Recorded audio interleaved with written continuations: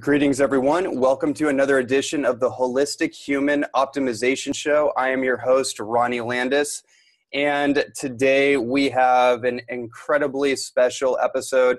As I was mentioning before we hit record, I don't think I've been this excited for an interview in quite some time, and that's a lot because I am pretty excited about almost every guest that I have on the show, but this one in particular is truly a hero of mine in the truth movement. I'm actually, just in full transparency, I have little butterflies going on in my system right now because I've been wanting to get this individual on for quite some time.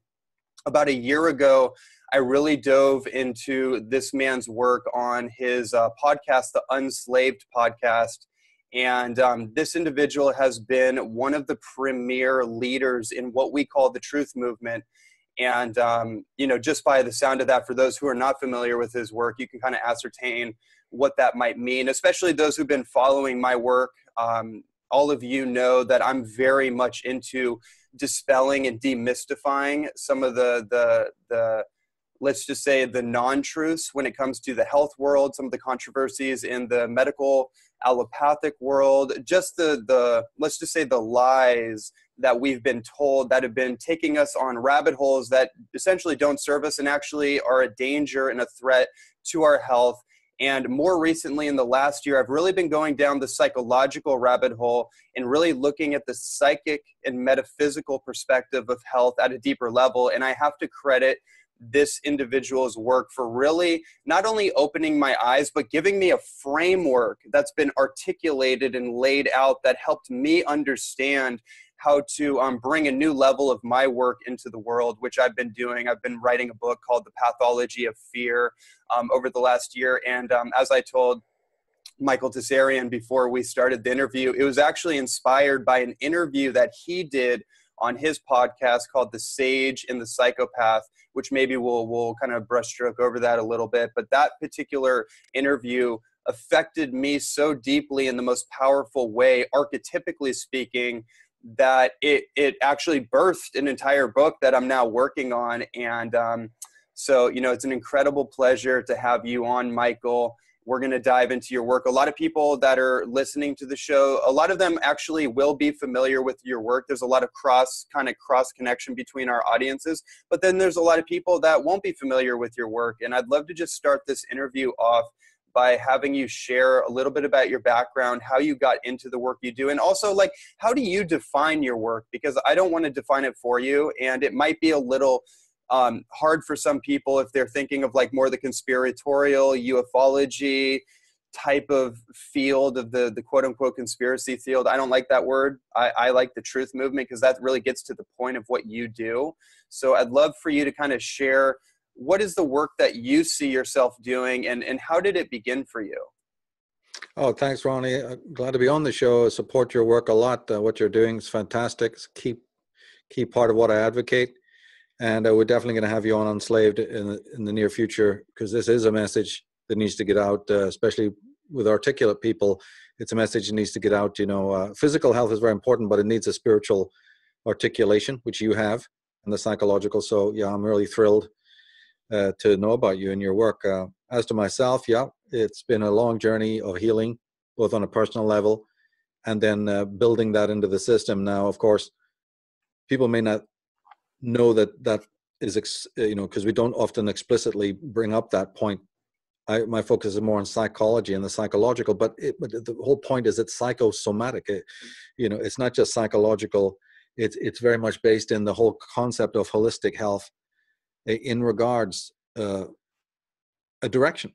Because how I would define it is like this. I know that, first of all, let me answer your question in one sentence. Holy work. I define what I do as holy work, not in the theistic sense or any of that, but in the true Vedic sense, in the true, Rudolf Steiner sense, whatever sense, in the true mystical sense. And I realize that because it is holy work, it's also holistic. And I know that anything holistic or homeopathic, it's a process in which you often get worse before you get better. That never leaves my mind, never has.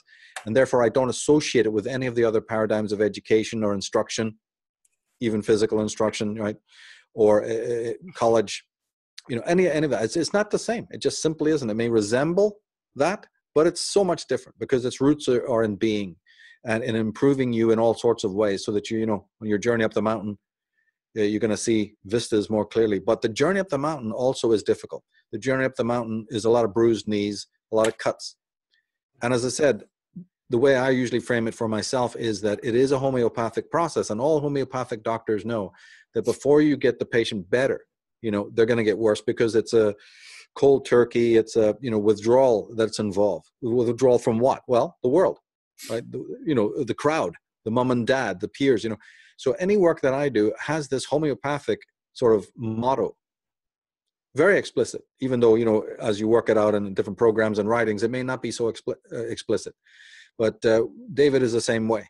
Now, what does that mean? It means that I know that a lot of people who are working with this subject matter will go through these bouts.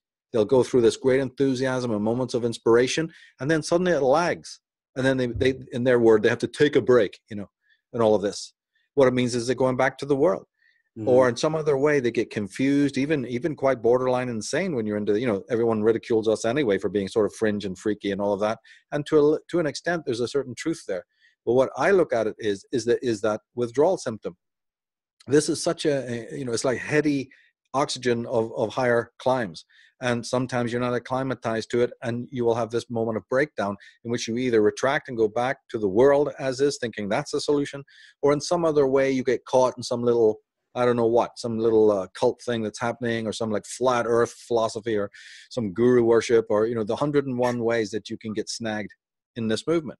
So knowing that, I build into my work this premise that I know that you're going to have fall off and fall out. Mm. So I don't worry about it. I say that's okay. That's an inevitable part of the system. So, there's a different comportment then that I have toward people. I know they can only take certain amount, and then they're not going to be at the party anymore, even though they were real emphatic in the beginning. This is just, I don't think anybody else works like this. I do. I know that you're going to have these moments where you recoil from all of this, because this information is actually has its own sort of presence, its own power, its own dynamic. And one of those reasons, right now honing into the level that you're speaking at, one of the reasons why is when you're down, let's put it in sort of Eastern mystical terms, when you're downloading higher levels of energy through the chakras, right? That doesn't mean I'm affiliating with them, I'm just using this as rhetorical metaphor. There's other ways of languaging this, but say you're downloading higher forms of energy. At some point, that's going to interfere with your body's toxicity. And when I say body, I'm talking in a very wider concept, much more in the Wilhelm Reich mode. But I think people who are listening to this, who have lots of familiarity with these subjects, they know exactly what I'm talking about. There's blockages in the body. Reich called it armoring. There's other words for it. And so sometimes the condition of your body is one of these reasons why you recoil. Now, if we look around at the world, it's unbelievable how with all the 40 years of pro-health programs and breakfast TV workouts and yogas and even then the flourishing of the different movements, like New Age movement, that made health central. What do you see when you walk around the average mall or the average shopping center? Unbelievably unwell, oversized people, pouring sugar and pouring toxins and caffeine and nicotine and all the rest of it, sugar being the number one killer, right? But we're including alcohol here in excess as well. So, and I've never seen it worse ever. I don't think a lot of other people have. Now, wait a minute, this is completely incongruent, because there's even the mainstream has begged people to look after their health. Forget about any holistic voices at all. The mainstream has gone absolutely crazy, emphasizing the bad health of children, right? The cholesterol, you know what I mean? The overeating, the franchises. Hey, and yet people are more unwell. And you see, I feel that this is going to lead to problems, because if your body is toxic, then your mind will be toxic, and you will not have what I refer to in my work as the resources, the energetic, bioenergetic resources, which damn well will be needed when you go on a spiritual path. So in other words, just like any car engine needs the octane, if you think that in a state of physical ill health, that you're going to even pass the first 3-4 grades of what life will throw at you, what fate will throw at you, you're in a state of absolute delusion, because it's not going to happen. Now, it doesn't mean there's not a grade, and doesn't mean there's not exceptions to that rule. But in general, if most people are not physically fit, and I don't mean some Herculean thing, I just mean, in a good state of physical health, I don't personally see how spiritual progress can be made. I mean, and I may be wrong. People can argue that point, but in my experience, you talked about the long time I've had looking and seeing, and I've had ill health in my family. I've seen other friends suffer from this. I've seen other speakers within this movement. You wouldn't believe the stuff I've seen. So I am coming at it with some evidence here. And again, I reiterate that I don't think the two are disconnected. Real spiritual development, especially of the higher kind, when you're really serious, is not going to just mean abstention from crowd consciousness or orthodox knowledge or academic materialist atheistic philosophy. That's all part of it, but it's also going to be your need to develop a yoga of your own, and a sort of a regimen of your own. And some of it you may cut and paste out of other people's work. David Whitehead and I have talked a lot about this.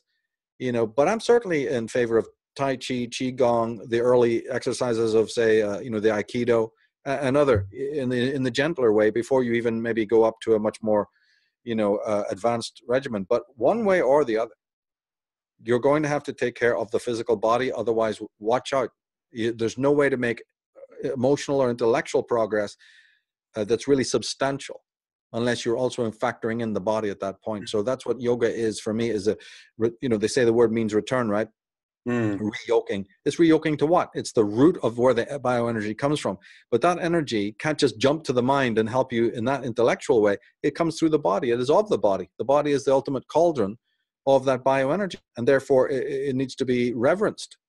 The body is part of the divine, the great ultimate, the great spirit, the world soul, whatever you want to call it. That body is part of, that's why I call it holy work, because there's no separation. And the simple dynamic practical fact is, if you want to make spiritual progress and you're not looking after the body, well, you won't make any. Very beautifully put. I mean, there's a number of things that come up for me from my experience being deep down the rabbit hole of, what ended up happening for me, just in a nutshell, is I was raised as a martial artist from the age of 4. My first mentor, my first male role model, because I didn't have a father in my life, was the iconography of Bruce Lee. Like, my first conscious memory was of Enter the Dragon, no joke. Like, that's the first thing I can remember. And it kind of imprinted this archetype of a superhero in real flesh and blood, something that showed the example that I could mold myself into my aspirations. I could transform myself, and I can embody that kind of more noble, archetype of like what a human being superhero archetype could be. And that took me through my whole life in martial arts and athletics. And then I had knee injuries. And then all of a sudden I had an epiphany that, oh, well, the food that I'm eating, because I've lived on a processed food, basically a nutritional holocaust, like most people. And so I started to make the connection that, okay, my knees aren't healing, and somehow that must be tied to my lifestyle. So maybe if I change and I start exploring, like, what's organic food, what's whole foods, like what's all this? Because before, all I ate was food like byproducts. And then I started to educate myself on the agricultural industry, the factory farming thing. And I started to realize there's a deeper implication to not just my physical body, because I had a complete healing. I did a raw food diet for 30 days, completely like no animal products, just like all living foods, fruits, vegetables, nuts, seeds, juices. And after 30 days, I healed a 7-year knee injury within 30 days. And I had the ultimate epiphany, which took me out of the athletic world and brought me into becoming an orator and a voice for this message. That's how I started my career.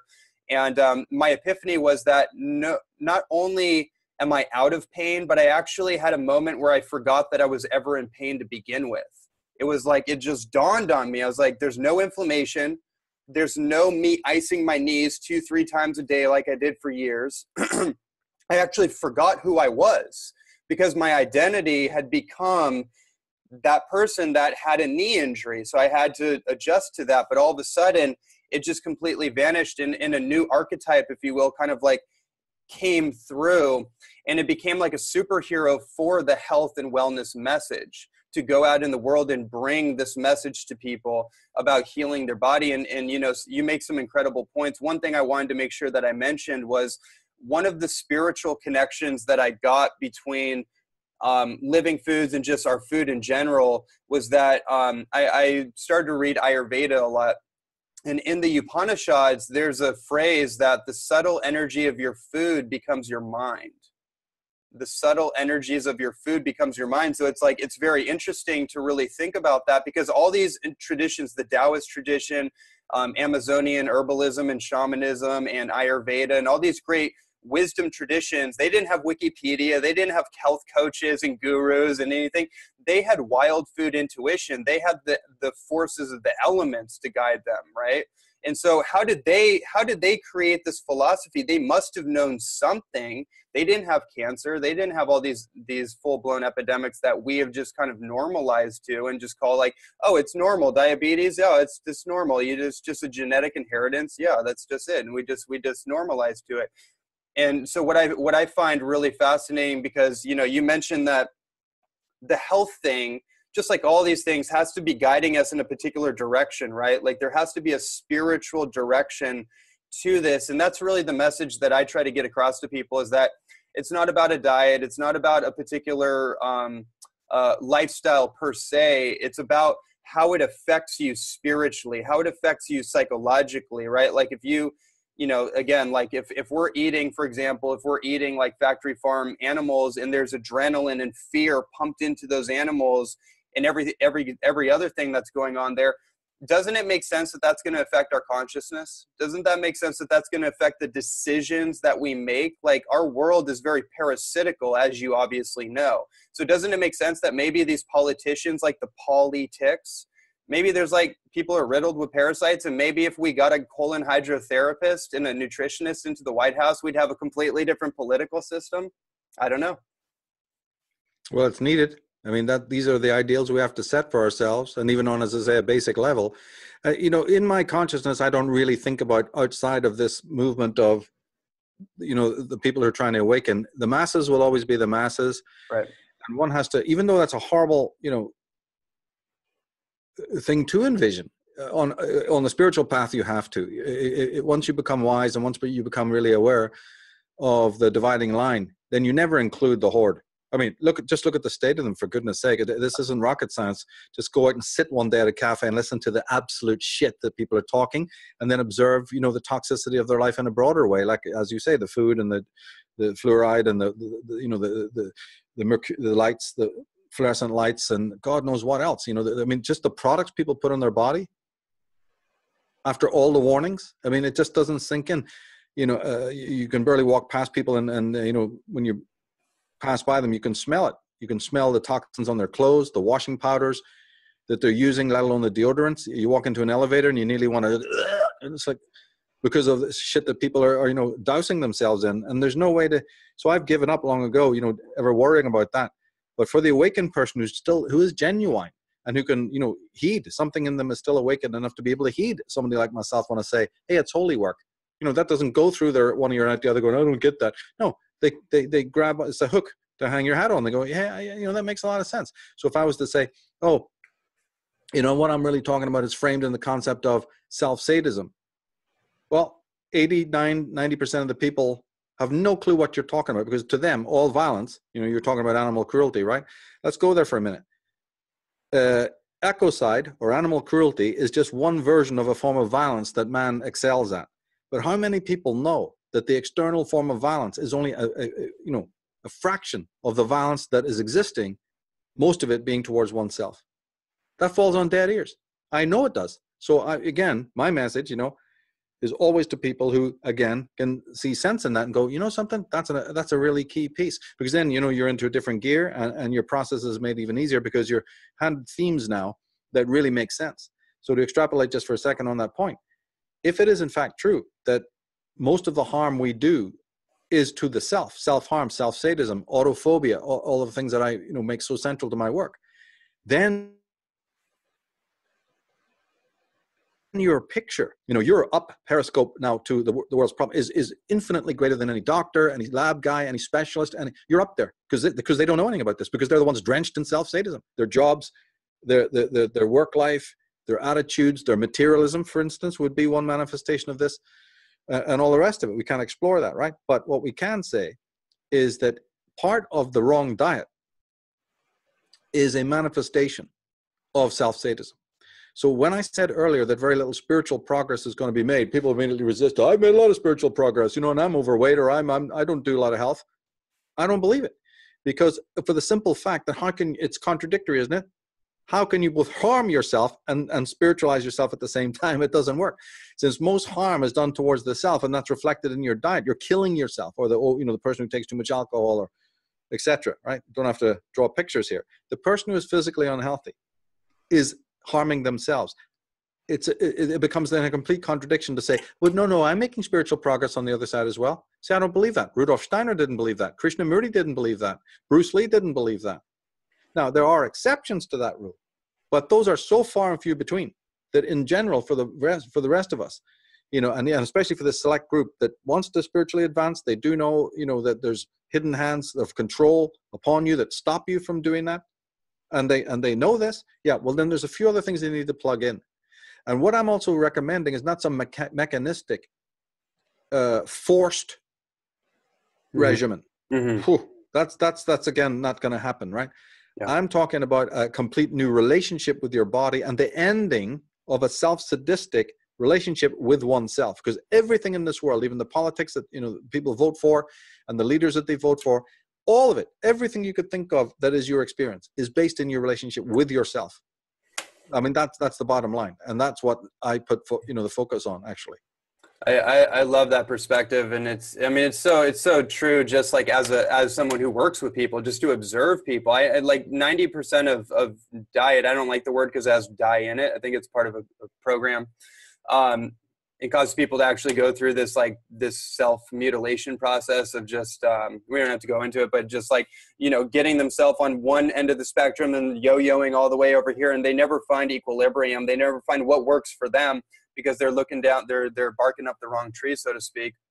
But, that's so true, because when we, just from the food perspective, I don't want to spend too much more time on it, but it's I look at it from when I look at somebody's lifestyle, how they operate and organize their life and the behaviors in their life, it's how do you love yourself, right? If you have a priority on nourishing your body temple, because it is a temple, your body's not a junk food garbage bin.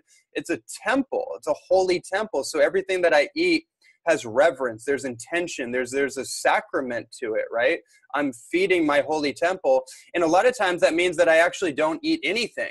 That means I'm going to fast. All the great avatars and prophets and all the great people that we revere in the spiritual world, like you said, we have all these kind of spiritual kind of, heroes. What is the one commonality between all of them? They all fasted. They all went through that alchemical metamorphic process of abstaining from food, abstaining from the world, like you said, and all the kind of booby traps. That's the word I like to use, is these are just these are booby traps.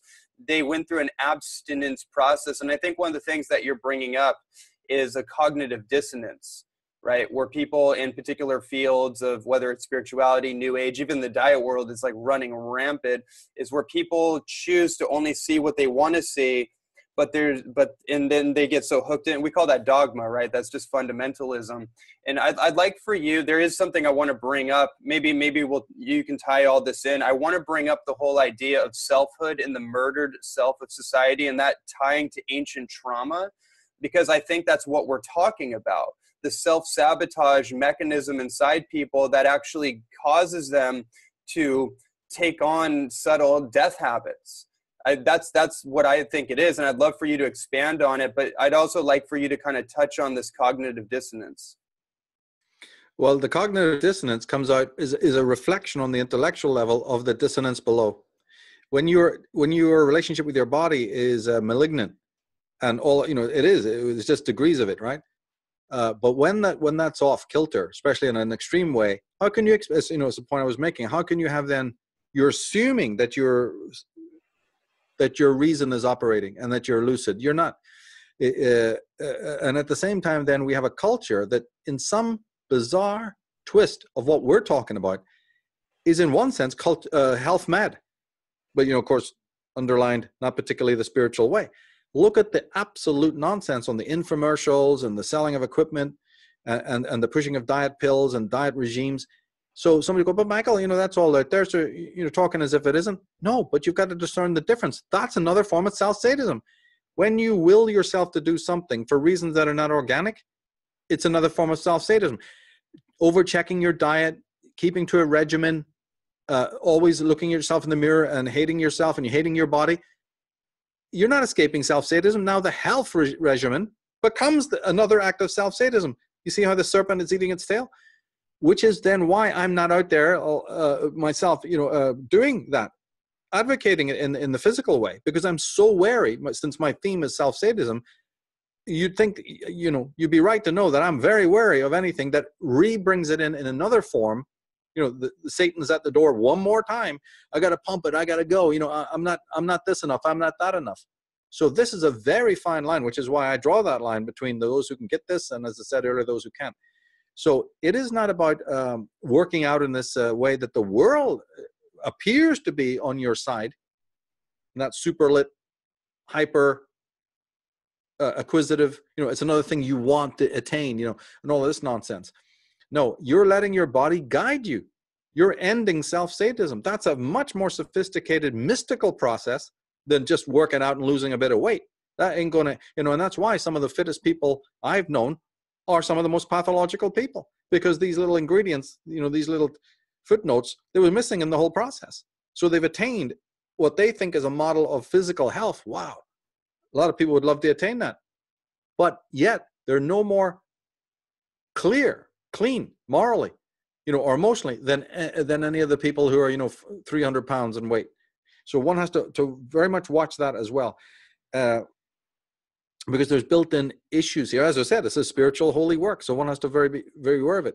But the cognitive dissonance on higher levels, right? You're reading the mysteries, or you're trying to penetrate and become an inventor, or you're trying to crack the, how did the cosmos come in, or you're heavily duty in gematria or whatever, and you're following these spiritual paths. And actually, because your relationship with the earth, your relationship with the world soul, which is the absolute, it's the absolute spirit, is manifested in this world. And that can't just be dismissed by religious people as, well, that's just pantheism. Well, then you explain to me what pantheism is then. Because if you did, you'd say it means nothing more than God is in everything. Spirit imbues the world. Well, why not? What's wrong with that? That's a beautiful concept. In fact, it's an incredibly rational concept, you see. But people in their daily life, and city dwelling is responsible for it, of course, and the kind of cities we have with the concrete and steel, the inorganic, they're cutting trees down every year, a process that's been going on for hundreds of years. Kids grow up where they never even hear the wind through a tree. I mean, there's things happening even imminently around us. More and more people are making their front gardens into, a place to park the car. They've cemented over it. They don't even know, they're not even conscious of their environment. They don't even know this stuff is happening, and yet it is. So the city is responsible, the schooling and the parenting. Steiner always used to take the kids out, in their schools and bring them back to the earth, bring them back to the land. What is soil? Look at it, study it. All of these growing cycles and seasonal cycles that the trees go through, these 4 cycles of, of the seasons. Those kids were aware of it. Today, how many kids know today in a state school that every single snowflake is an individual? What would they even do if they knew that? What does that inspire in them? A message of the cosmos, of the creator. Oh, what would it do if their minds were open and they were turned on in this way? But it's not. So back to the theme of self-sadism. Once you've realized that, and this is for anyone who realizes this, once you've honed in, right, on the fact that this hatred of oneself and this self-murder is the stone in the shoe that stops you climbing the mountain, well, then you seek about removing it, and it becomes your obsession, right? That is the holy work. All the other stuff is sort of secondary to that. I've got to, and how can you even do it if you haven't noticed it in yourself? And how can you notice it in yourself if you're already blindfolded and blinkered and heavy with, where your energy is not in the right place? Don't you have to be sharp as a samurai sword to even be able to notice these things about your own consciousness? Even if you grasp it intellectually.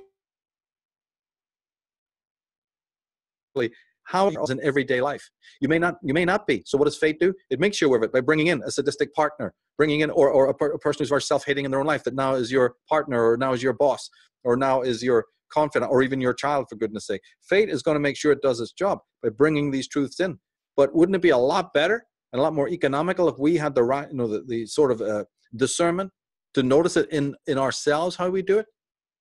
The constant need for approval, the constant influence of other people and their perspectives, influencing our life and all of this stuff. So again, as I say, you're not going to be able to do that when your body's toxic. It's just as simple. There's no easier way to say it. Yeah, I mean, there's an interesting point that you brought up. Trying to recapture it in my mind. Oh yeah, so in one of your talks, you had mentioned something along the lines of the subconscious will basically interact with reality, right? So if you have like kind of repressions, like unresolved shadows that we might call it, it will interact with reality and essentially manifest people, situations, circumstances to get the unconscious to become conscious, in other words.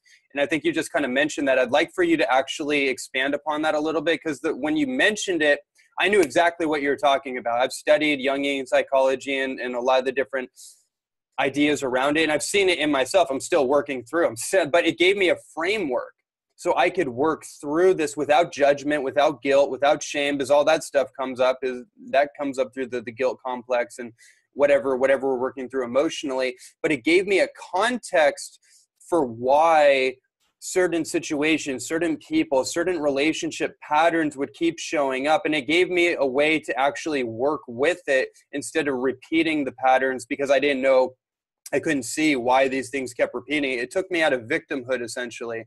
So I'd like for you to maybe expand upon that. Well, actually, you hit the nail on the head, because, the first thing to understand is that the shadow, when we say shadow, it looks singular, it looks like a noun. It's really better to think of it not as an individual entity, but as a realm or a room or an archive or a kind of a grotto, an attic, in which it means exactly what it says, that if I cast something into shadow in the room, right, I put that thing there, it's in shadow. And so what we've done is we've shifted a lot of our own personality traits that other people don't like. So, see, all that new age guff about not blaming other people and, it's all in yourself and all, that's a lot of bull crap. It is other people, because when we were a child and you didn't have any say in fabricating yourself in the architectronic of development, they did, the world did. And so the world taught you what is not appropriate in yourself.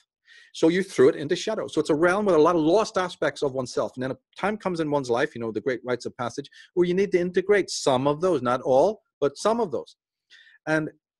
But then that brings up the real psychology, which is to examine the shadow self and find out what parts should just remain there and what parts are so scintillating that you put them there foolishly, and that's why you felt emaciated and naked in life. That's why always life you felt out of sorts or not at home and not satisfied, no matter even if the money was there and all of the other things were going real well. You had the perfect wife, you had the perfect house, you had the perfect yacht, the perfect job, and yet you're still feeling very existentially inadequate and impoverished. It's because this is when shadow work is required.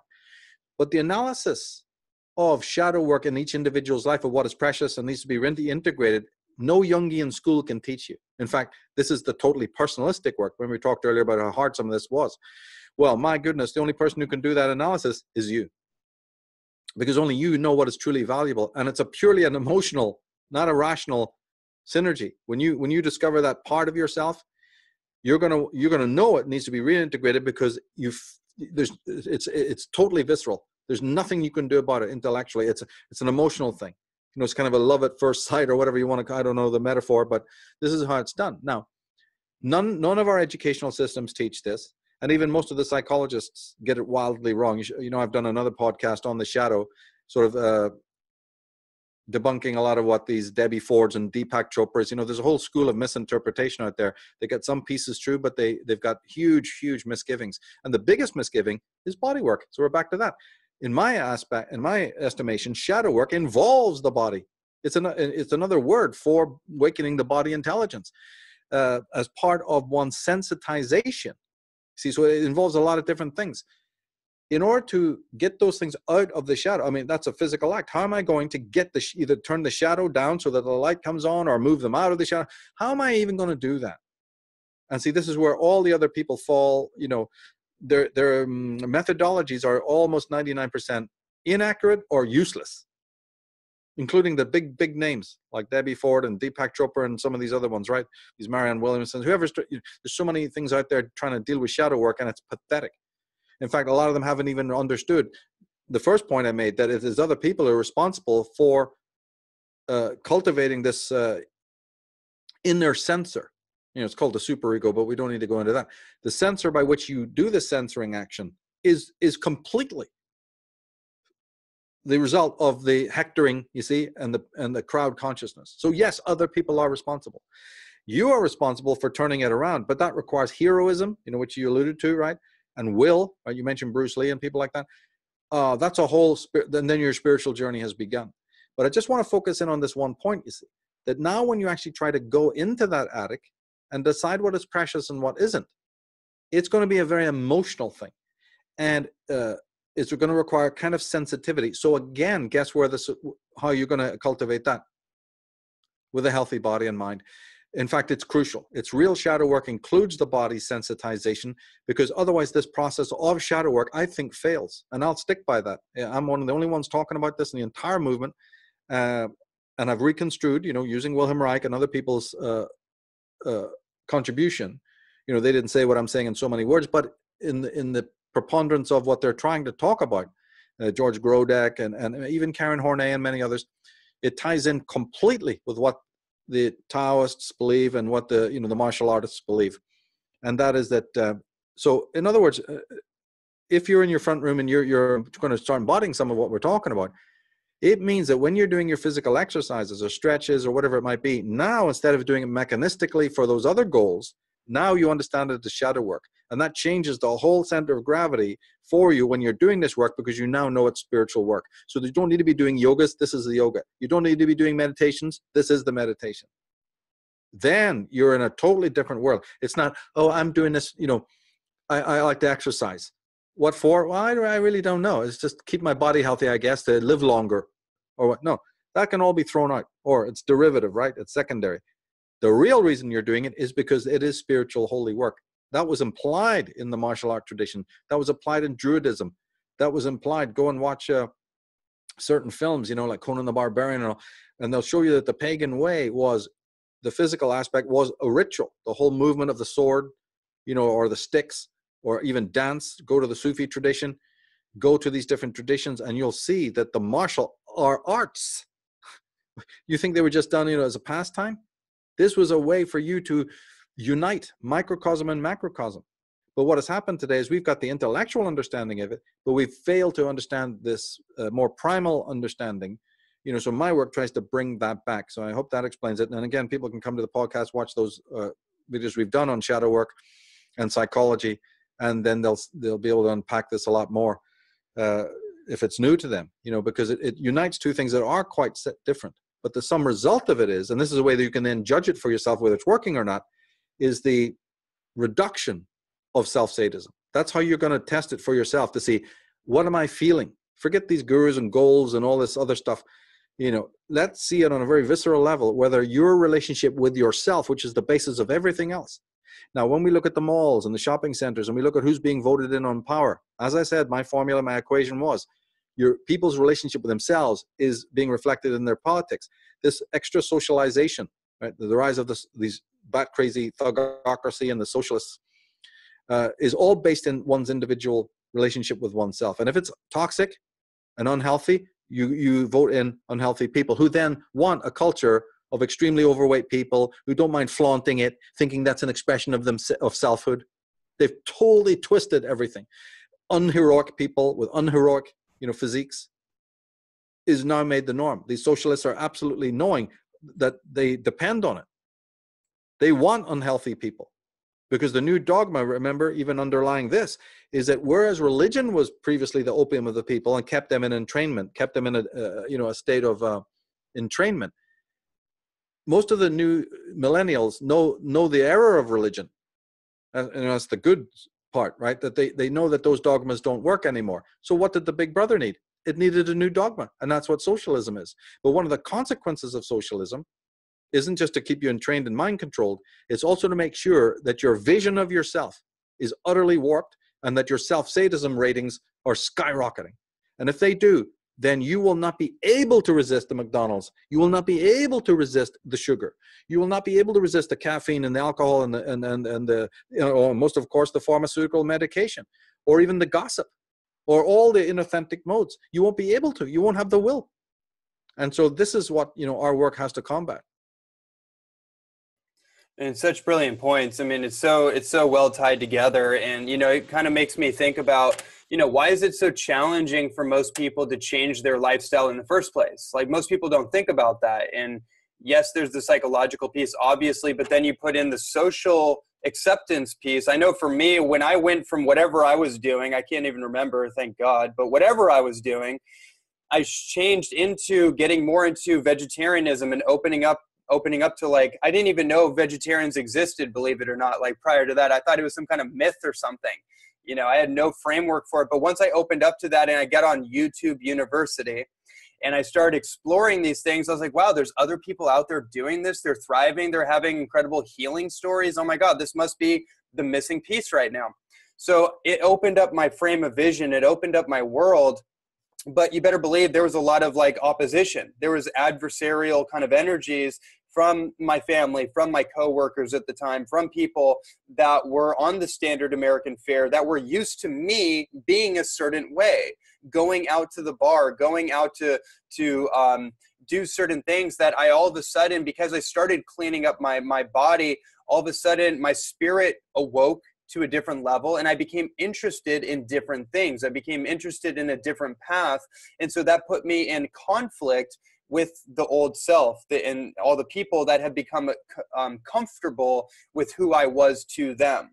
And then all of a sudden it started to shine a light on those people and their habits. Not because I was telling them. I was a little, you get excited when you start joining these things and you want to tell everyone about it.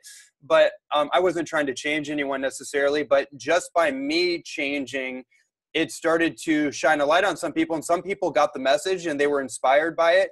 They didn't necessarily transform all the way, but they got in, and it had benefits on their life, and they made some changes. Some people completely disappeared. Some people tried to pull me down.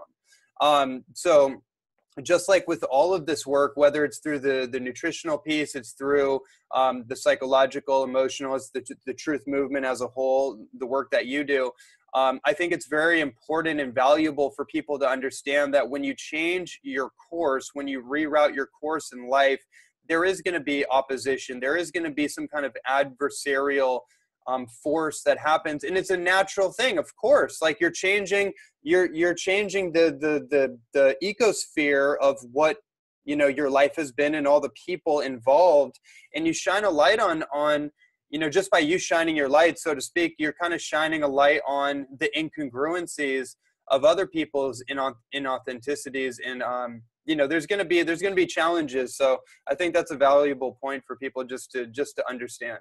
It's a natural thing.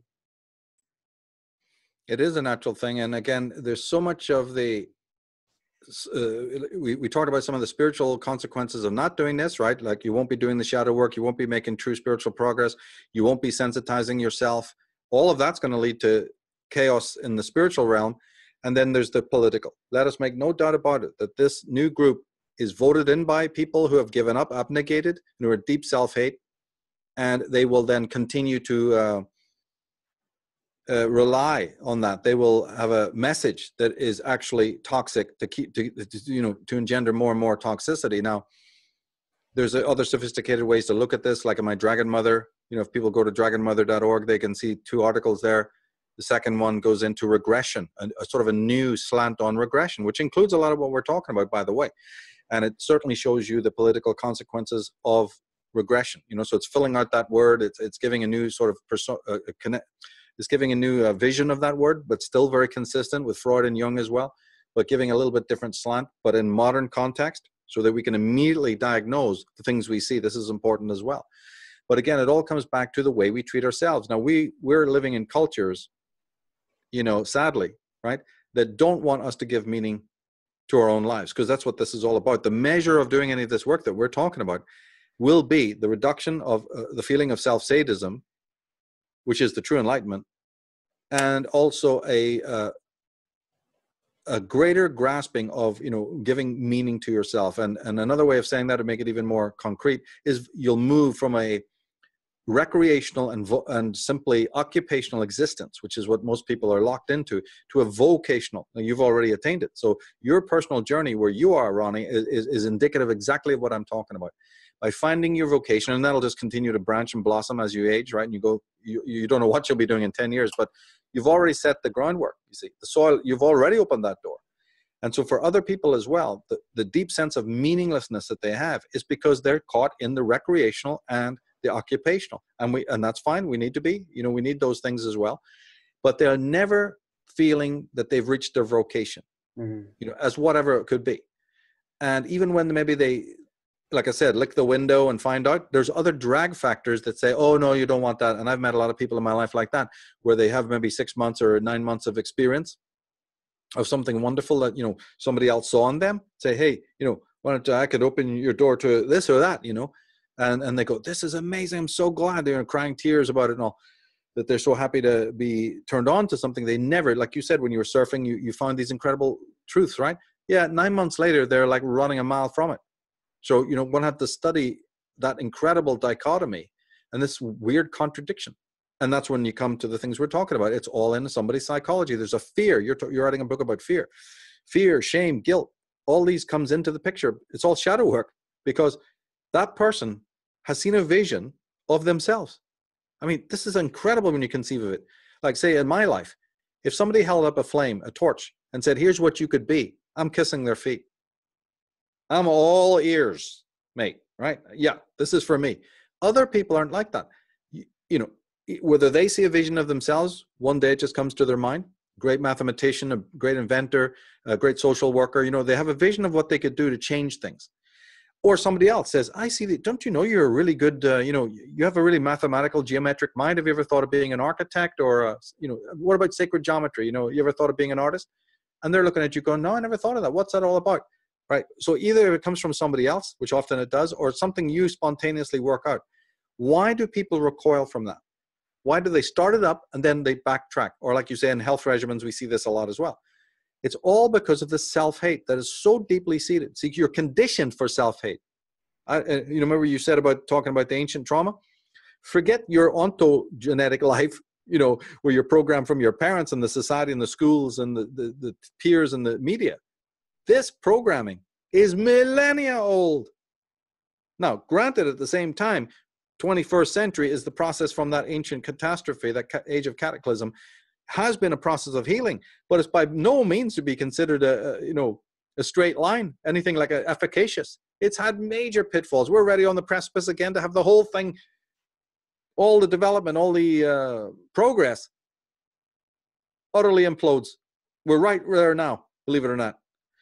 And one can argue about, what's happening in politics. We'll have to leave that for another time. The main trouble is that through this incredible process, if you know how to look at history and the strengthening of the light and the darkening of the light of history, it's all been whether or not that wound, that terrible wound at the core of consciousness, has been healed. And believe me, there's been times when it has, and then suddenly it's wide open again, and guilt and shame and fear, pour back. Those are the symptoms, you see, of this rotten tree of trauma that did indeed, as my work always shows, started 13,500 years ago with terrestrial cataclysm, which then had such an enormous effect on the human consciousness that the real ancestral consciousness is no more. Actually, technically speaking, the right brain, the right hemisphere of the brain, is the remnant, right? Or it preserves the remnant of that lost consciousness, by the way. So the right brain is by no means untraumatized. It's in no way perfect, but it has tremendous problems, right? It's not golden, but it does preserve the remnants and the relics. The left brain is the super child, the super Horus, the action man that said, I'm going to reform from the flames of this chaos, which is what the right brain is. The relics, it's the debris, it's the shattered mandala, it's the old ancestral consciousness that is no more. Out of that came what we know as the left brain, which focuses on the world, and that's basically your ego consciousness right there. And the relationship between the two hemispheres of the brain are very, very problematic. But the thing is that at least we do know one thing about the right brain. It is the remnant of this ancestral consciousness. You can't say that of the left brain. It's doing something different, right? It's trying not to process any of that. The right brain is still stuck there and still encapsulates all of that trauma, which is why therapy is often very, very difficult. And lots of false therapies, especially the New Age movement, have invented 101 false therapies, which don't actually go deep. And in my work, I always bring out the shadow work teachers like Reich, Grodek, Yanov, and others that do the kind of work that we really need to get in touch with, the real shadow work. Okay, that my work is full of their references.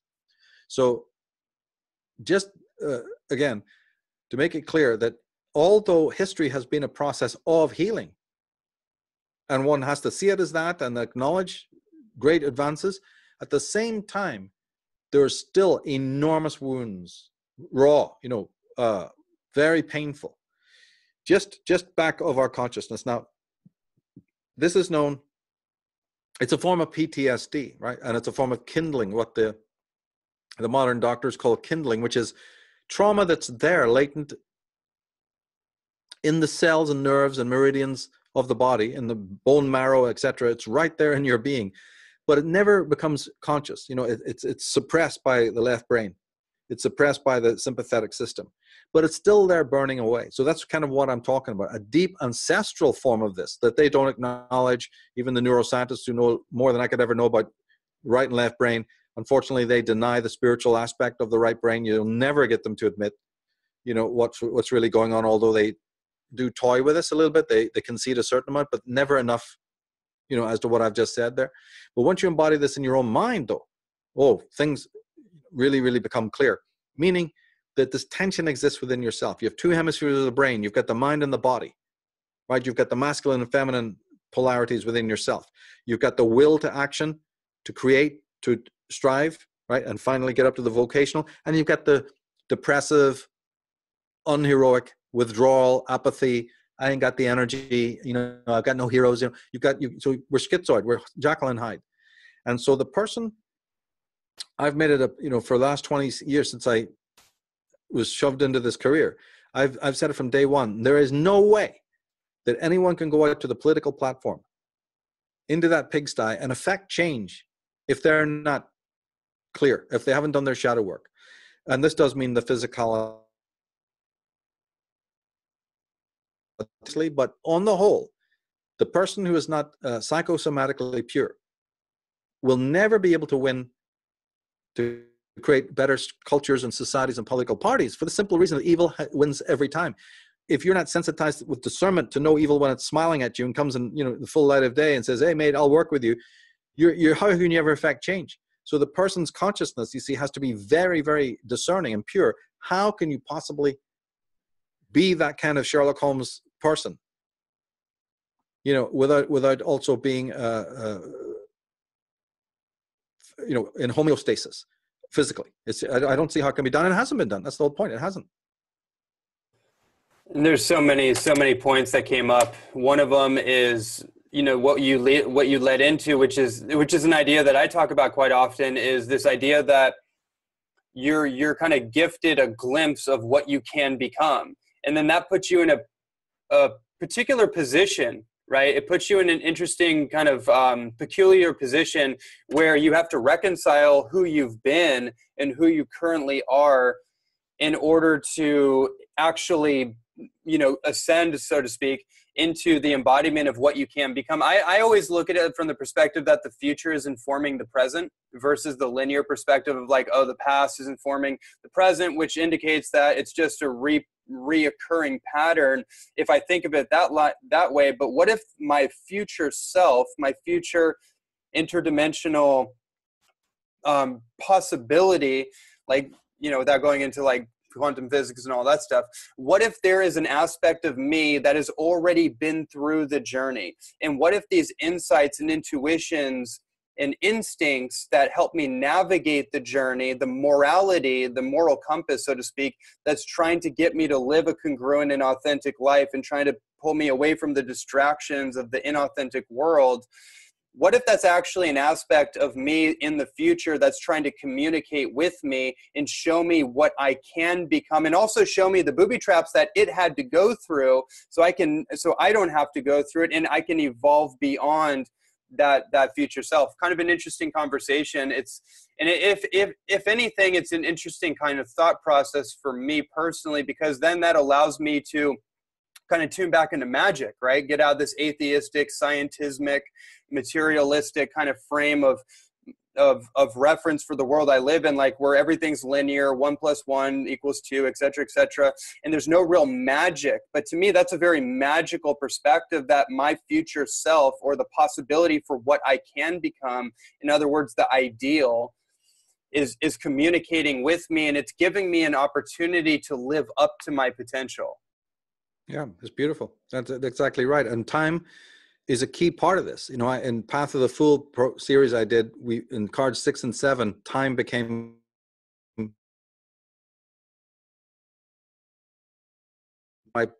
I expressed it this way, and that is that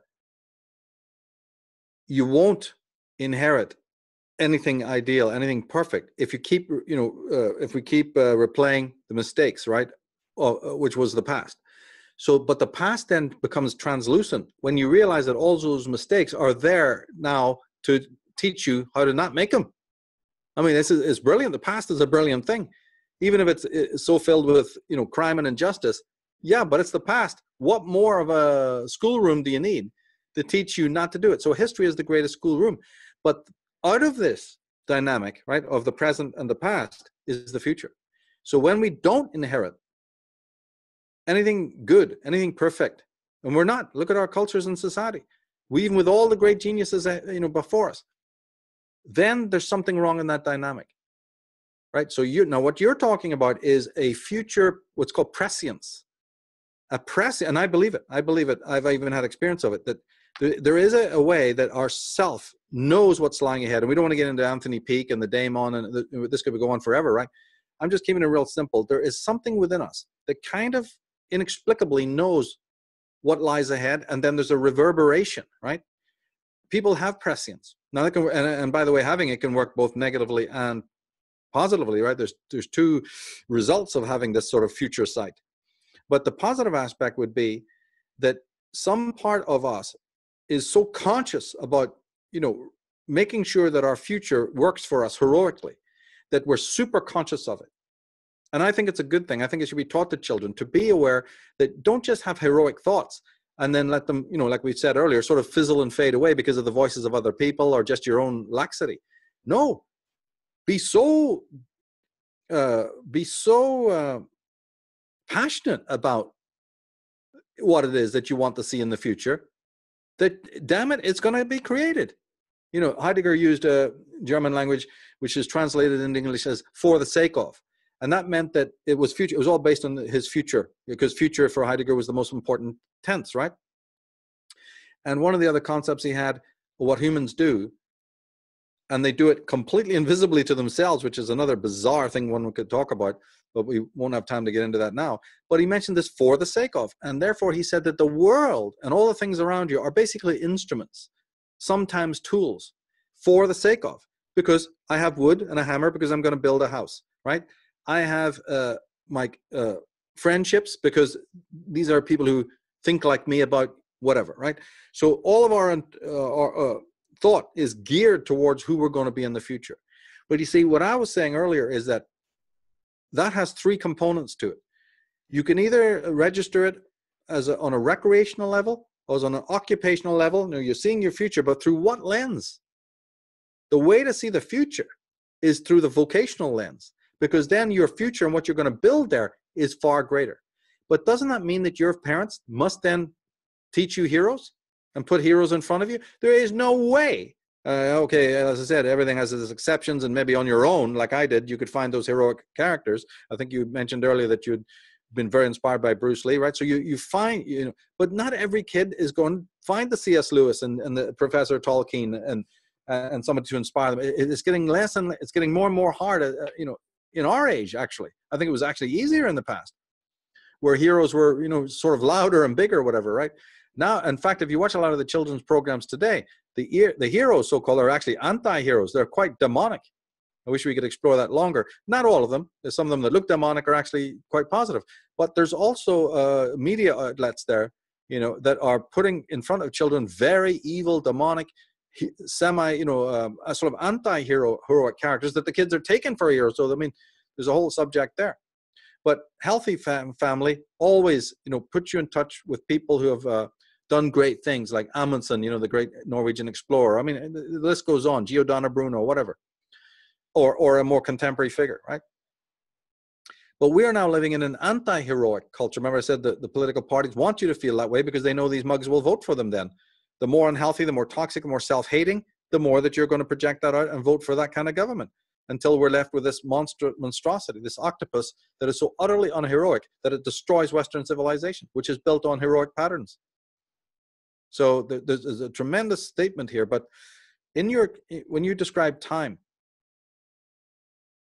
time is basically understood as desire, right? That's the first thing. We plant a seed in the present. The present is nothing more than the seed we plant of what we want to be tomorrow. And the tomorrow, what we call the future, is when we realize and make good the seed that we planted now. So will is involved here. Desire is involved here. Delayed gratification is involved here. Will to power. As Nietzsche pointed out, if in order to be what I want to be over there, I quickly find out that 4 horses on my carriage are better than 1. Like minds are better than just mine. And if the things these 4 or 5 people desire is very, very similar to mine, doesn't have to be identical, but similar, hey, I join with them. So now I've got crowd consciousness. But that can be as much a hindrance as it can be a good thing. So the individual or the outsider is faced constantly with these obstacles because he knows that he's doing what I'm saying. He's got a vocation. He's interested in building it. But he might turn off the road and think, yeah, but if I get into political camaraderie with these guys, and this happens in every aspect of our lives. And then there's even a higher rule that you can't do it on your own. You do need people. So it's like, oh my God, what does the outsider do? One instinct tells him, fuck you all. I don't want anything to do with you. You're a bunch of losers. Even when I burn my cylinders out, working with you and inspiring you, you bastards, you're betrayers. But then another voice says, look how much I do get done when I've got an ally, a sincere person, or a couple of buddies to help. There's been great series showing this fact, like Terry Nation Survivors and Invaders, the great American series, sci-fi series, which is entirely based on this whole concept of, do I work alone or a couple of people, is camaraderie the answer? So much to be said, and these themes come up today. What do we do? Do we fight back on the socialistic level by a barrage, like a terrific torrent of similar people, and a great counterpunch?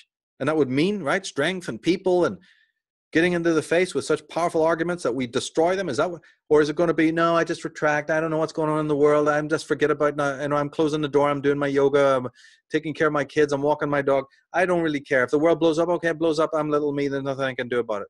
Those are the extremes. Somewhere in the middle is the answer, you see?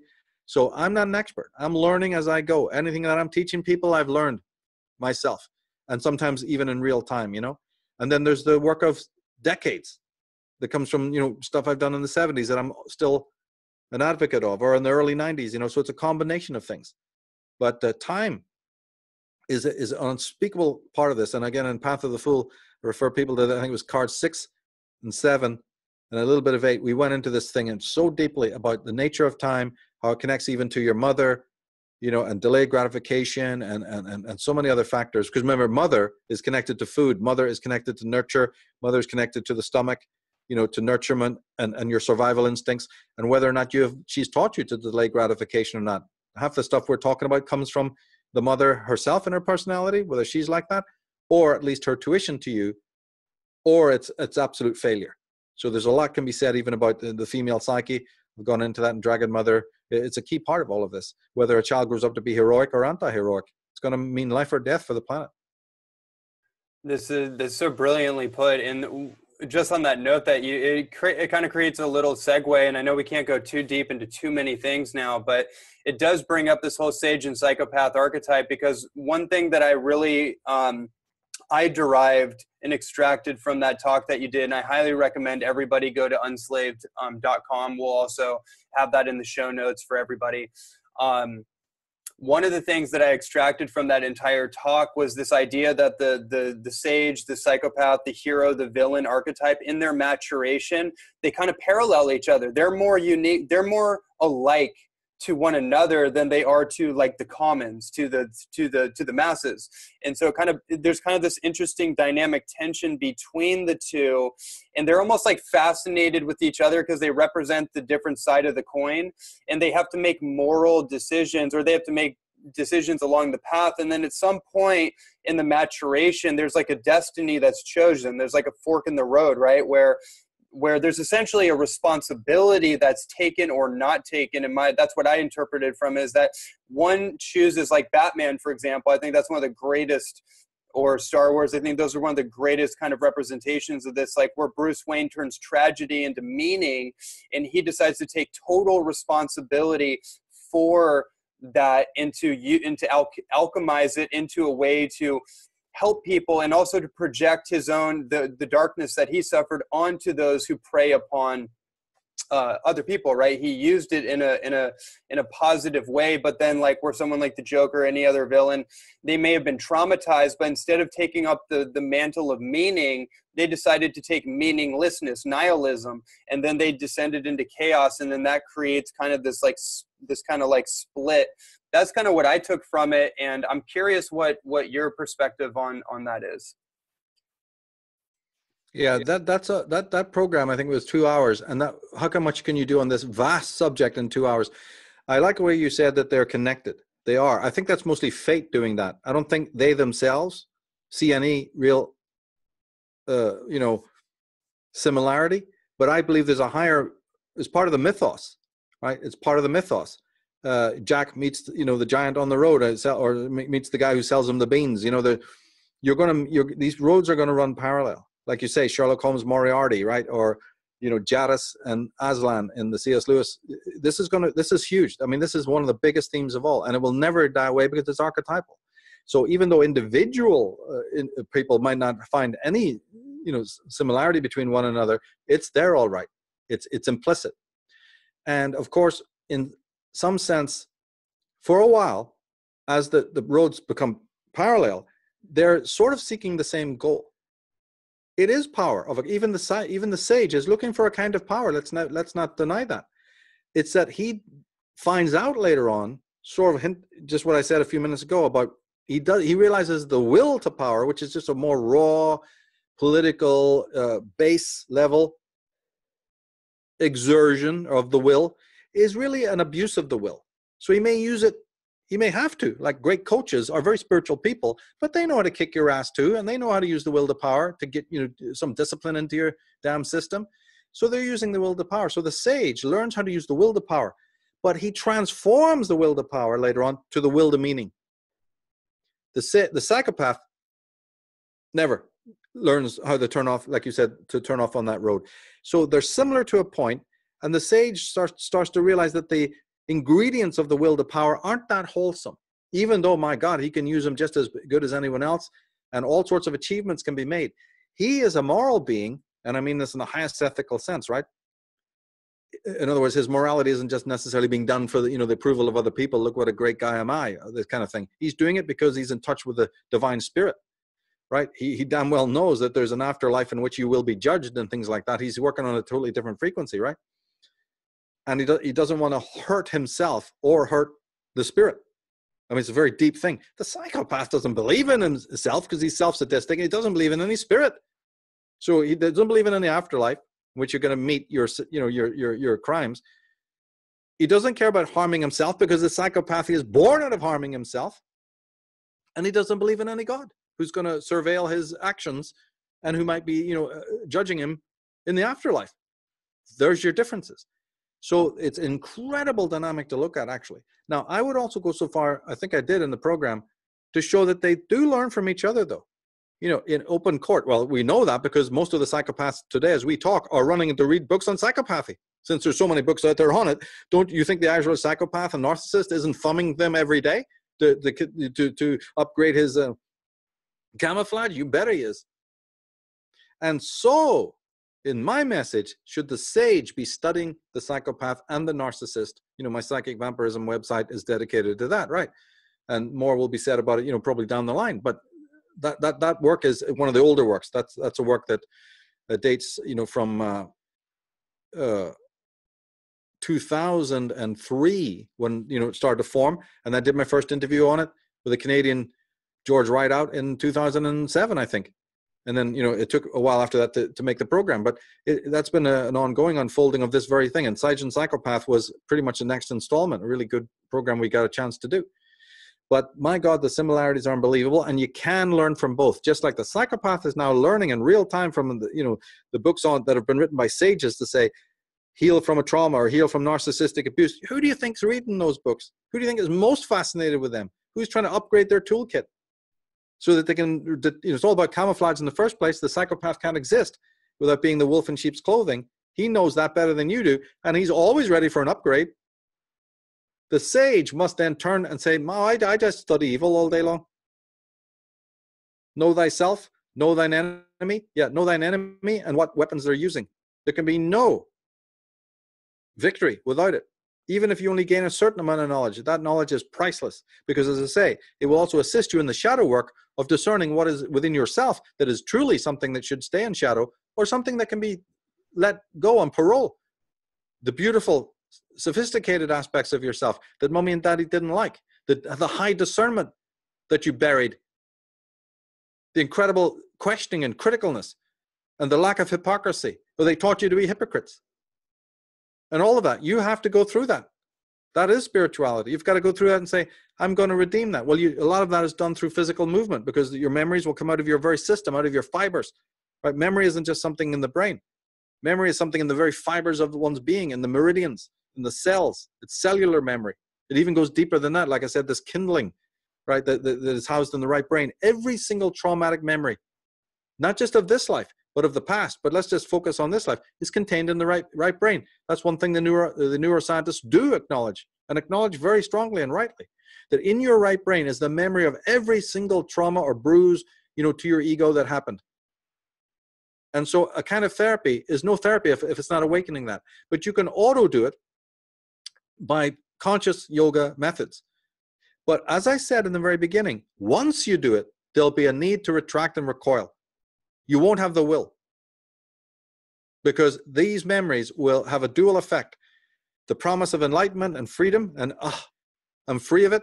The chain is broken. No bugger has power over me, because that trauma was caused by other people, wasn't it? What are you talking about? You got it all upside down. Of course I blame them. Of course I point them out. It's rational to do so. Then I have other work to do, which is to heal myself. Yeah, but don't try to conflate the two. I know who the guilty ones are, and I'm not going to let their effects on my being ruin my future. You see? So this is the dynamic. Forgiving evil.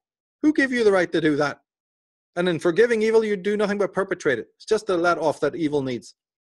So body work, involves this, and that is the real shadow work. That when we use these metaphors about, things cast into a shade, it's just metaphor.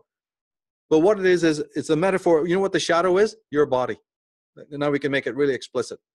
The shadow is the body in this bioenergetic sense of the fibers and the marrow and the meridians, like in the like I say, the Aurovedic or the Taoist sense.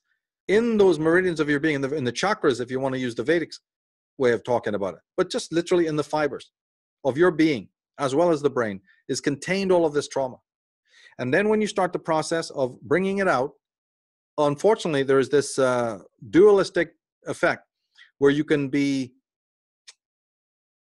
I guess it is like going on a diet or a fast, or not wanting to go down to the gym or whatever it is, it's sort of like that. You have a resistance to the light in that sense. And that's why now a new kind of intelligence, just like the muscle memory or the will, now will be developed in the spiritual person, where he is very familiar with what I'm talking about and knows how to negotiate those resistances. You see, so now you're already upgrading, as I say, climbing the mountain. You've got tools now that the average Joe doesn't know anything about and probably never will. And those people are not only looking for approval for everybody else, they are obsessed with it. So when you talk about sage and psychopath, where they really part company is that whereas the sage is very open-minded, more spontaneous, and able to change, right? Like in the movie Dune, they show that at the end, where he's able to flip over and change and be mutable. The psychopath's orientation and his compass is fixed. He's in quicksand, spiritually speaking, because he's, by negating the afterlife, by negating the spirit, he is incarcerated in the five senses reality, which isn't that fluid, actually. And therefore, the will to power is his only octane. It's the only oil that, you know, moves his cogs. There isn't any other. Because the only other thing is, like the sage has learned, the will to meaning. But the sage has no will to meaning. All he does is wants the whole world and everybody in it to serve him, to be at his feet. Not for their welfare. The sage wants people to serve him too, but that's part of the process of denuding the person's ego, so, you know, so that they can take the discipline to understand their vocation. He's rising you up out of servitude and out of slavery. But it might start where, you know, there's a few tests involved. The sage, no, he just wants you on your knees 100% permanently. He's the boss. He'll tell you what it's all about. And as I've said in work before, that kind of hedonic person does gravitate to places where you give orders, like the military, right? Like government, like religion, the church. That's not to deface any of those three things in themselves, but some people gravitate to going into those who are pathological. Right? Doesn't mean that the military is itself pathological, which some of the leftist people try to, you know, that's part of their whole reaction. No, it's individuals who, being pathological, gravitate towards those jobs and offices because they can now, you know, easily do what I said, which is have people serve them hand and foot without question, and that they can give orders and they can exercise their will to power. So that's a whole question of, you know, if we need to revise those. Yeah, well, I think Western civilization will get to the point of revising all of these problems on our own without any need for KGB Central. So the thing is that in ordinary spiritual life, it's the same dynamic. The person encounters every single day this challenge of whether I will just, I hate the, and even the people I've helped, they betray me. I'm committing to the will to power. To hell with it. You see, and then you fall back into this raw will to power methodology. And so many people do, and that's what you're basically getting in when you see in people's faces today, and the kind of dynamic that you see, which is dog eat dog, you know, and all of that. And you see this in people's road rage. You see it in the extraordinary rise of suicide and homicide. Suicide being the interjected version of what I'm talking about. Take everything I've said and then say, violence directed to the self is the chronic rates of suicide. And if I'm not doing that, I'm beating on somebody else, right? The whole passive aggression aspect of it, you know, is involved in all of these things we're saying. But then there's the other side, which is the transformation, which only the few will ever be able to do, which is the sort of shifting gears up to the will to meaning, which subsumes. It doesn't mean you stop acting, you know, in the other ways, but those are now derivative. They're being guided by a higher navigator, right? The navigator's thrown out the old maps and said, did you know you were going towards a crevasse? You got to steer over here towards this, you know, the North Star or whatever. And then all of the other lower parts, this was brought up by Plato, Aristotle, and all of those are healthier. Because now you're not doing something for the will to power. Well, I got to compete. They say that you got to be fitter, you know, so I'm going to go jogging. I hate to do it, but I'm going to. It's not all born out of that. It's born out of the will to meaning. And that's all the difference. That's what really stops health issues. See, that's why these people who claim to be very healthy still drop dead after a certain while or have major problems with their bone marrow and joints and whatever. The whole thing is intention, for goodness sake. But you know that simple truism, how few people know it? If you're doing something with the right intention, oh, now miracles happen. Now you're able to do things of unbelievable magnitude that you wouldn't even believe that you could do yourself. And then no force on earth. And all those other voices you spoke about, you see, try to hold you down. No, it's just like, okay, you go your way, I go mine. And there's that, you know, moment of separation between the sage and the psychopath. But the difference is this also, that even ultimately the psychopath is studying the sage. I say this on the Psychic Vampirism website, that they're really walking in rhythm with you is the term I use. Walking in rhythm with you like a predator to see what your scent is. And you're oblivious, you're just walking along like, you know, you don't know what's going on until they wipe you out. But the thing is that taken to its extreme, the psychopath really doesn't have a lot of knowledge of the sage. The sage's real nature is shrouded, if you really want to come down to the facts of it. Whereas the sage who has studied evil, evil is known to him. That's enlightenment. So the psychopath is always going to find himself in the first grade. He's always going to be marked down.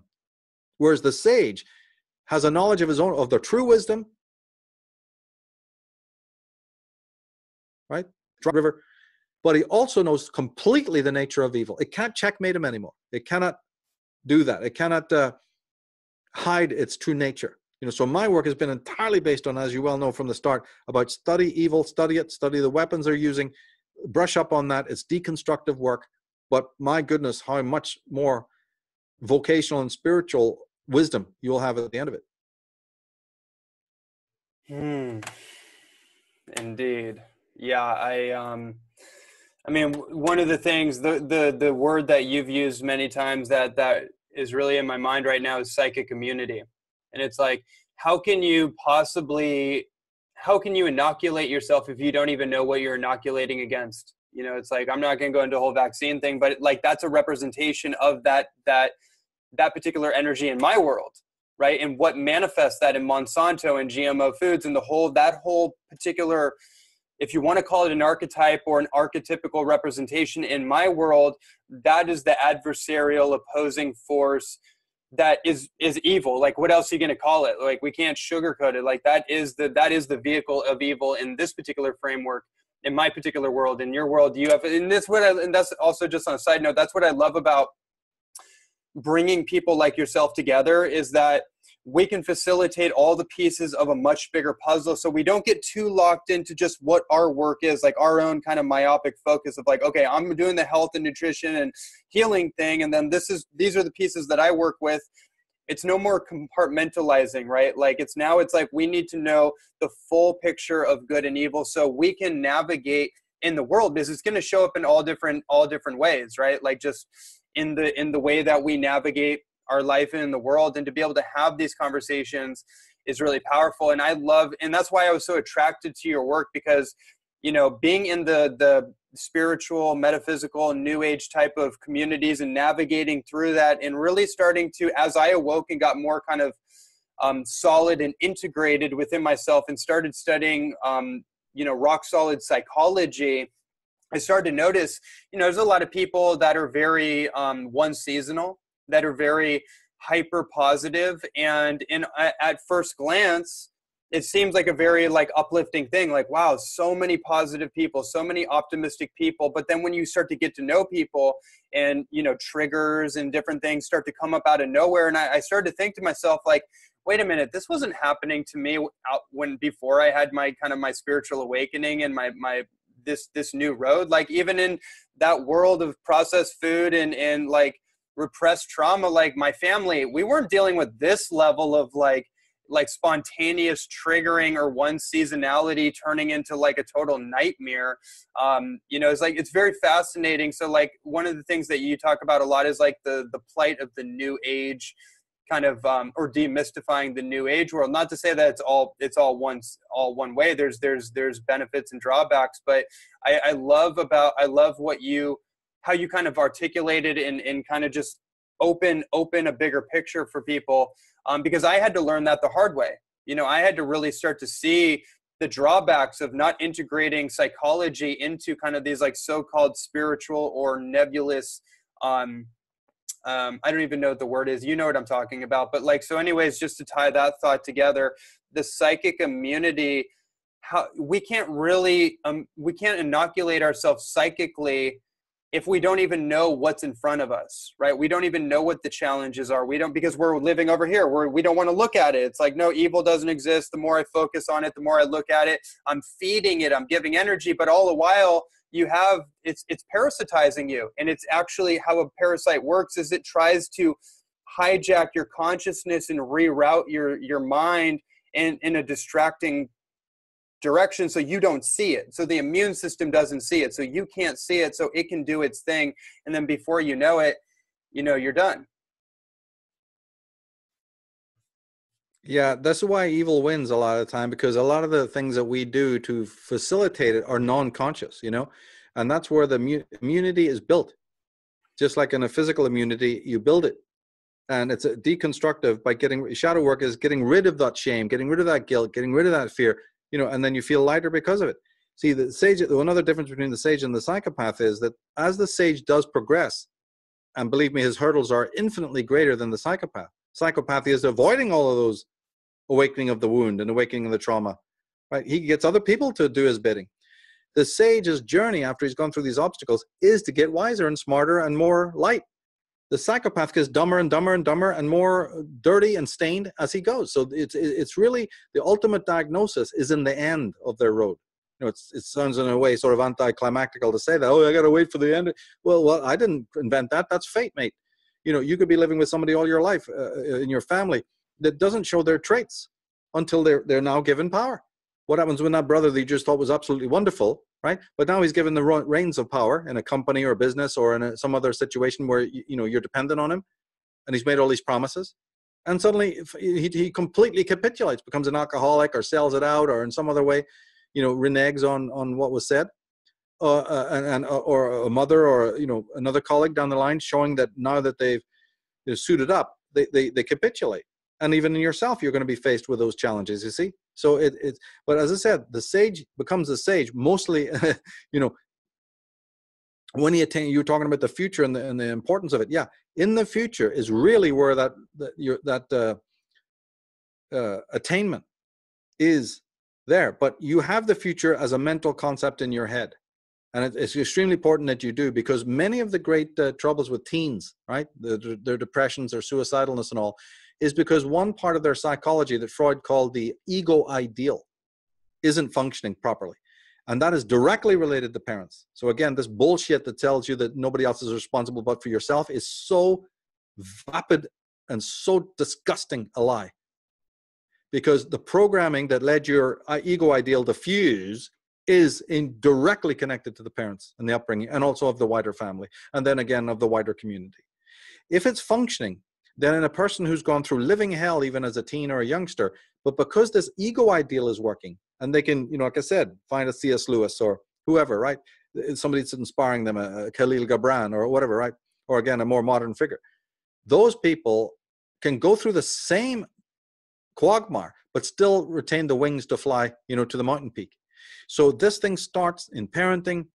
I've dealt with the male psychology, the female psychology, the child psychology. It's all definitely deeply involved in all of that. But the premise is that the psychopath is of the opinion there is no spiritual path to be walking, so he doesn't walk it. His psychology is, what are you talking about? Spiritual path? I just got to get rich, powerful, right? It's dog eat dog. The sage is saying, yeah, I've gone through all of that. It's like Immanuel Kant said, I know that what I know is right. The German philosopher. I know that morality and ethics is true, because after the evil man is lying in his bed at the end of his day, ready to die, he'd sell everything, all his ill-gotten gains, if you could bring him into that room. He envies the moral man whose conscience is clear. What greater proof, Kant said, and granted he said it was very unintellectual, it's a very practical, phenomenological, observable, empirical fact. But all sorts of things, come out of this. Because obviously, the good man, the sage, doesn't envy the evil man at the end of their lives, but the evil man does envy the moral man. What does that tell you? That evil is a lie, and evil is fallacious. And even if the person, they're stained with the dirt and the memory of what they know that they've done all through their life is rotten, wouldn't that evil man now give all his ill-gotten gains to have that pure heart? Right. Then you tell me, society, what freaking better proof do you need than that? Such a simple thing, and yet so true and real and pragmatic. You're always acting for empirical evidence, and then when I hand it to you, nobody accepts it. Well, then the ball's in your court, mate. Don't accept it. Fine. But don't claim that the evidence isn't there. The evidence is absolutely there for the veracity of the ethical life. And as we're talking about in our conversation, part of that ethical life, right, most of it stretches to the deeds you do for other people. Yeah, what about the deeds you do to yourself? See, my focus has not been in my whole work the deeds. That's why I don't have any political message in that sense. Right? I have political thoughts and messages, but not in this sense. because I know that you won't get to those. Nobody can implement any of that unless they first have a relationship with themselves that is ethical, that is moral. And do you know how many people teach that? Zilch. We got an awaken, you know, they're calling it what? The truth movement on. One day, maybe when the meter, you know, turn the, you know, you're spinning your wheels in the gutter. It's a human being, the premise one. Know thyself. They couldn't make it any easier. I mean, it's just 2 words. Does anybody ever bother with what it means? No, they're following some guru or some ideal or some path. That's what psychology is based in. Psychology, the psyche, right? The logos, the way, the structure, the understanding of the psyche. Philosophy, the love of wisdom, right? But it's all implying emotion. It's all implying a journey. Now, as I said, the psychopath isn't on that journey. So you're dealing with a real weird species when you study psychopaths, even if it's just your common and garden one or something, you know, far more powerful. But you're dealing with a very unusual species that in many ways is in quagmire spiritually. You know, and on the Psychic Vampirism website, I talk about ways to test for it. You know, and there are ways you can test for it. But you won't be able to test for it, no matter how many, you know, bullet points somebody like me gives you, if your own sensitivity and your own intuition is dead. So there's layers and layers to this, right? But I'm talking about a sensitized person who's learning how to speak to themselves and with themselves, who's listening to their body, aware of the moods that they're in. You know, the mood is very important when people come in and out of your life. Because so much, if you know, just this point is very important to make for those people who've been surfing the net about narcissism and psychopathy. You will agree, right, that you keep hearing the advocates and the teachers keep on telling you not to have what they call negative people around you. Now, what these fools don't realize is that this leads you nowhere, because there are many very negative people, as you might at one point think it, and yet they could be very wise people. So the message that most of these people are handing out is actually very dangerous in many ways. This is not about censoring what you consider to be slightly depressive or pessimistic or just sort of a little bit more introverted people. That's what it's becoming in this movement. I've already saw that years ago, and by God, it is continuing. Well, so what do you tell me? I have to have these bright narcissistic people that you just described yourself, you know, that come across real cool and everything's fine, and then, you know, you meet them and there's never any problem. It's the one seasoned world. So these people who have video after video of video after video teaching these subjects of psychic vampirism and narcissism, I've got it all wrong. Yeah, you don't want the psychic vampirism around, but all the psychic vampires I've ever met, and I've met at least 7 of them, these people don't have a shadow of darkness. They have no bullet holes, Ronnie. They're bright, breezy, effervescent, glowing, graceful, acculturated, doing well. Everything's a breeze. It's a birthday every day. What are these other imbeciles talking about on the net? You see what I'm saying? You got to see it. Oh, wow. So what I'm happening now is a bunch of narcissists are teaching other narcissists, yeah, I'm going to keep that person away from me because they're really negative. And then you define, well, in what way negative? Well, they're poor. They're always telling me they have no money and their job sucks. That's your definition of why you didn't have that person around? What is going on here? Absolute nonsense. Meaning that there's a censorship being done, you see, to people who are real. The sages, in other words, who have bullet holes, who are a bit dark, who often are negative because they're in the world. They're in a thing called reality. And reality has a lot of, you know, it causes a lot of bruises. It's the same thing with these socialist governments. They want toxic people who are so utterly, like I said, self-sadistic, either at the beginning or at any given point. What happens? You alluded to it earlier.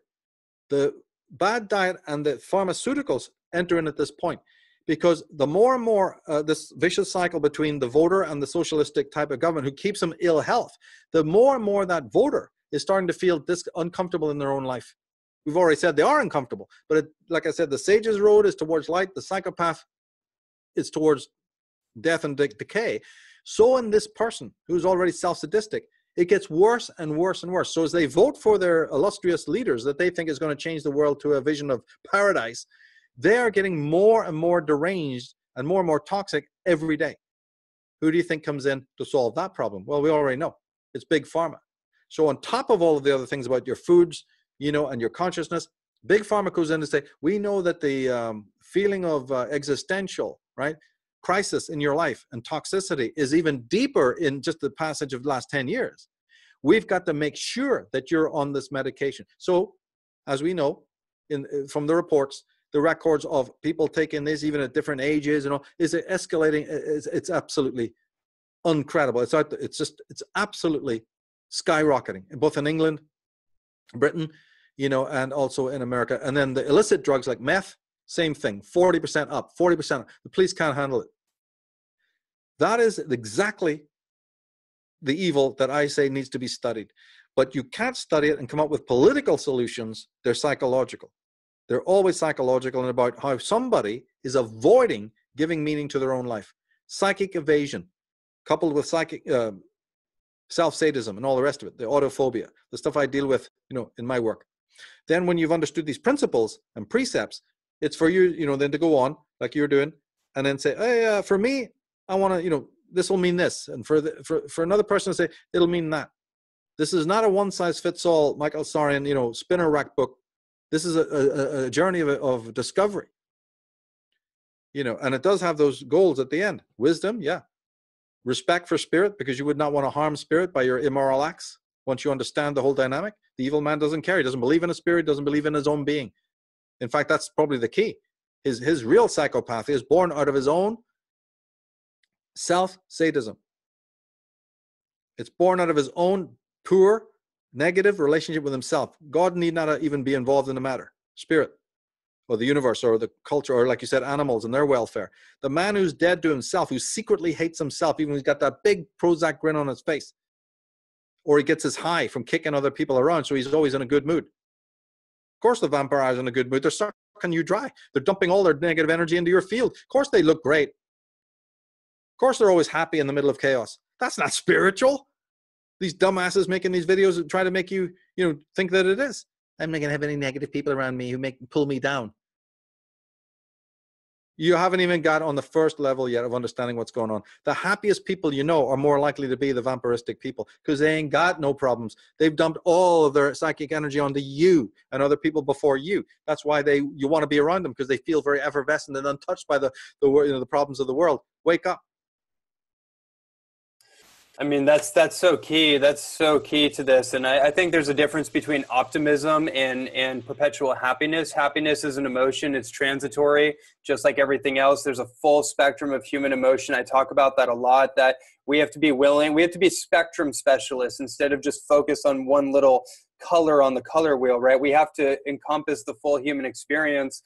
And one thing that came to my mind, when you're talking about like this, like one seasonality, hyper happiness, that's the only emotion we want to feel, or at least that's the projected image, is that, for people that are listening to this, and some people that like, this may be new, this may be totally new perspectives to you. And you may be like, whoa, okay, like this is resonating, but this is pretty full on. One thing I want to say, as a warrior growing up in the kind of like Bushido kind of culture, in the samurai kind of tenets, that was really like kind of my North Star, my moral compass, because I didn't have that kind of familial, traditional upbringing of a father to take me through rites of passage. Thank God for martial arts. That took me through, and that was my fate and my destiny. I'm so happy for it. And one of the things that I get from that, and I get from this, is that it's better to be a warrior in a garden than to be a gardener who doesn't know how to use a sword, right?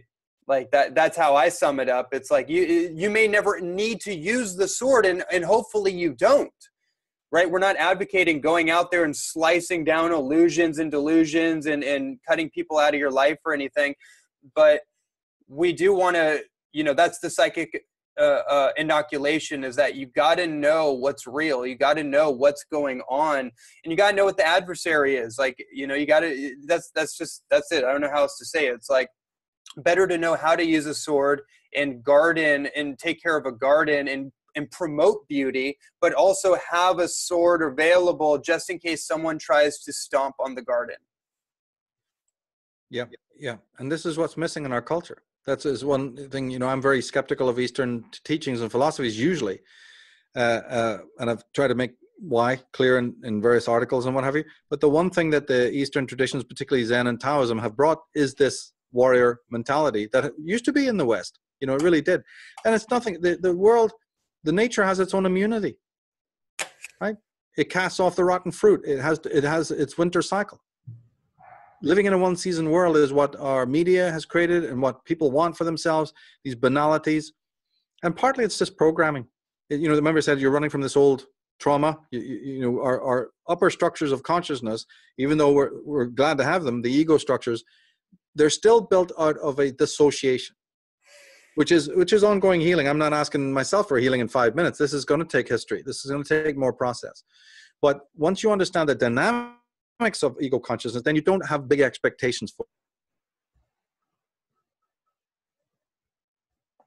It's a fragile, actually, a real good job. One day, you know, should sort of hug yourself and say, "Hey, ego, thank you very much for, you know,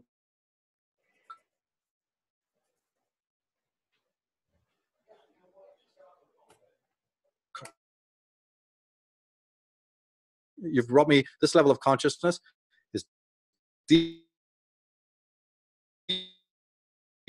problem kind." I think that's why I'm pessimistic. That's why I'm optimistic about even what I see in the political milieu.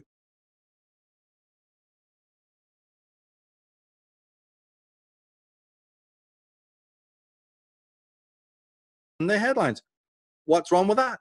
Even as dark as it is, people are now being forced to study subjects that in that one season halcyon sun is shining, you know, they don't care about. They go swatting their golf balls and their tennis. And, you know, and my faulting of America, say 40, 20, 30 years ago, was that they were living in the sun. The door to the enemy was wide open and they didn't have a freaking clue, except the people I learned how to study, you know, like the people who inspired me in the early days when I got onto the conspiracy stuff. My God, did they open my eyes to show all is not well, you know, and now every word they've said, almost bar none, has in fact come true. And there's certain scholars even more so, you know, I'd say that there's, you know, certain like British politicians like Enoch Powell, you know, there's a whole list of people I can mention, and they were right. They were 100% right all the way down the line. But we're going to have to do this again and have you even on Enslaved, man, you know, to continue these conversations. I'm so glad I've come across your work. We definitely want to have you on to extrapolate more of how you, what your goal is, you know, and even your bit of your past, and what kind of responses you've been getting, you know, for your work, and what vision you have how to branch it out. We'd certainly be interested, because we're actually building on Enslaved soon a set of forums and other platforms where we want to include, I mean, actually physically include other people on Enslaved as members, and part and parcel of it, really, you know, so we could talk about that as well. Absolutely. Yeah, that would be a pleasure and an honor. Definitely something I've played with, knowing that we would connect at the perfect time. And so looking forward to that. And it's been a pleasure and an honor for me to have you, Michael. Like I said, I value your work so much. You're one of the main, I probably have like maybe 5 different people, maybe on YouTube or different podcasts that I'll tune into. And you're one of the top people that I listen to. That's why I can have this incredible conversation with you, and we can go down any kind of rabbit hole. Unfortunately, we don't have 10 hours, because it would take at least that to really go a lot deeper. But what I really appreciate about this conversation is how we could go broad stroke, but also go very deep at the same time. You've mastered the art of communication and articulation of the deeper principles of your work, and I really appreciate you for that. So for everybody that's tuning in right now, where can they go? I know unslaved.com to look at, you know, where can they go to see more of a body of your work and the things that you offer in your books too? Just go to msar.com or michaeltsarion.com, and you'll see the link there for Enslaved. But on msar.com, you get, you know, access to the articles and books and a lot of other interesting. Yeah, mostly right now it's I've got about 14 different websites, so I use the msar.com, you know, and there used to be more. We got shadow banned 4 times, you know, but all in all, there was about 16 sites. I think it's less now, but it's still a lot of sites there, and some of them are really important ones, you know, like the Dragon Mother, which is a recent project, just starting that, and Psychic Vampirism. Well, they'll be able to get to all those sites from michaeltsarion.com or msar.com for short, and you'll see the link to Enslaved, where all of our podcasts are as well. And there's a lot of premium content, which is only for members, which is of the top drawer level, you know, going into very deep, much deeper into the stuff we're talking about. But then there's other interviews that David and I have done, There's the Path of the Fool. There's a back catalog as well. There's a lot of material actually to get into where we, I sort of over time bring out these subjects, because they're scattered in all of the different works. It's not like one work that does it all. It's been a constant re-looking. My work is very much like turning this Rubik cubes around numerous times, walking around it, looking at the thing from different sidelights, as opposed to dogmatically going, well, it's just this and it's just that. Recently we've done a lot of work with Chuck Morse on revisioning the whole Jewish aspect of conspiracy. We've really torn that apart, put it back together again. What can we learn? So I'm one that takes a particular phenomena in this movement and strips it down, and looks at its bare bones, and then reconstitutes it for another way, like in an article or something.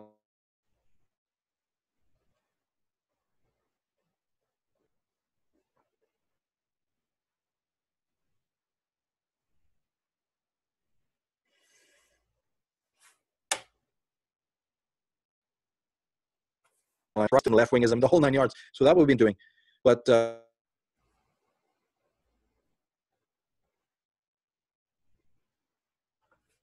in that sense, they're just because in fact most of the ideas that I'm working with there, it was female psychologists who were already talking about it in the past. Because I've got that thrown in my face. And this is completely disingenuous. None of my work is to belittle anyone or to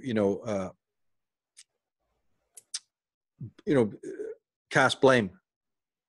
It's all about responsibility, and most of the women that I'm in touch with all agree about what's happening, with the masculine and feminine dynamics, and those are the only kind of women I want to know. And the more and more that join us, the better it is, because this is a very strong thesis, and it's getting a really good response. But there's 2 articles there and a whole bunch of videos that people can come up to speed on that, and maybe we can come on and talk about that project in a couple of months, because as I say, we're going to be doing much more on it when other things get in the way get done. Then I want to talk about Dragon Mother a lot more in the media. Absolutely. It's definitely a fascinating topic, and that among many others. I would love to have you back on anytime you want. And just in this moment, thank you so much for joining us. I definitely recommend everybody that stayed along with us here through this journey, definitely go to unslaved.com. Definitely check out Michael's deeper work. That Unslaved website, the podcast, all the different material, the divination side of things, the tarot reading, like the real authentic tarot divination arts, like that stuff like opened my mind on a whole nother level. It's still need to go a lot deeper for my own education. So I really appreciate it. I know so many other people will too. And look forward to having you on again. Thank you very much, Ronnie.